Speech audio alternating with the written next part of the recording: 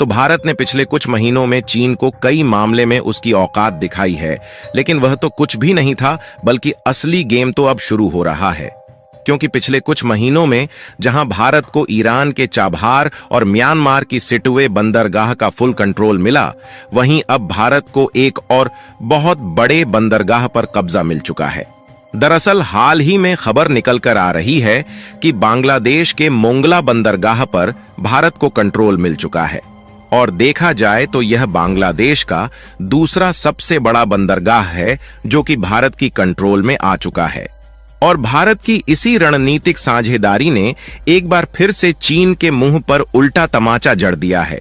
क्योंकि इस पोर्ट पर चीन की लंबे समय से नजर टिकी हुई थी, लेकिन अंत में बाजी भारत ने मार ली, जिसको लेकर चीन की नजरें भारत के सामने नीचे झुक चुकी है। और यह भारत के लिए इतनी बड़ी जीत है कि इसके बारे में अंदाजा लगाना बेहद ही मुश्किल है, क्योंकि भारत इस बंदरगाह का इस्तेमाल अब इस तरीके से करने जा रहा है जिसके बारे में चीन सोच भी नहीं सकता।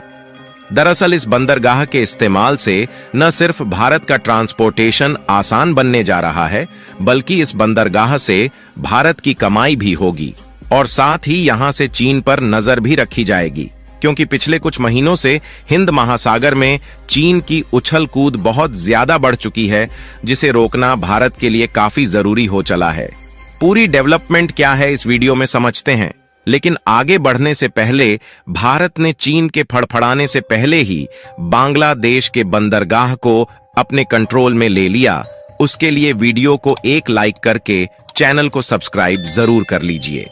क्योंकि आपके लिए यह 1 सेकंड का काम है, लेकिन इससे हमारी काफी बड़ी मदद होती है। असल में दुनिया भर के देशों पर ध्यान दिया जाए तो भारत के कूटनीति की चर्चा पिछले कुछ महीनों में जब से शुरू हुई है, तब से रुकने का नाम नहीं ले रही है, क्योंकि भारत एक के बाद एक नए कारनामे लगातार कर रहा है। और इधर एक तरफ जहां सभी देशों की नजर भारत के द्वारा अपने कंट्रोल में लिए जा रहे चाबहार बंदरगाह पर टिकी हुई थी, वहीं दूसरी तरफ भारत ने बांग्लादेश के साथ मिलकर बहुत बड़ा खेल कर दिया,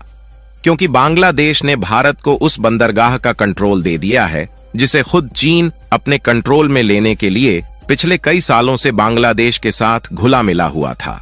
यानी कि भारत के जिस पड़ोसी बांग्लादेश को अपना सबसे बड़ा दोस्त समझता था, इस बांग्लादेश को अब चीन की चाल समझ में आ चुकी है,